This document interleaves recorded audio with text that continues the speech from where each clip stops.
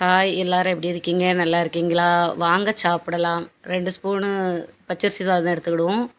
அப்புறமா 2 கரண்டி பச்சை பயிறு கறி. நீங்கள் என்ன கறி வச்சீங்கன்னு கமெண்ட் பண்ணுங்கள். என்ன சாப்பிட்டீங்கன்னு கமெண்ட் பண்ணுங்கள் ப்ளீஸ். அப்புறமா உருளைக்கிழங்கு சம்பல் வச்சுருந்தேன். இதுக்கு உருளைக்கிழங்கு சம்பல் காம்பினேஷன் சூப்பராக இருக்கும். அது ஒரு கரண்டி எடுத்துக்கிடுவோம். நல்லா இருந்துச்சு.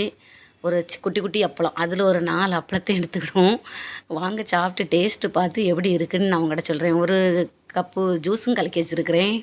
நீங்கள்லாம் என்ன சாப்பிட்டீங்கன்னு கமெண்ட் பண்ணுங்கள்.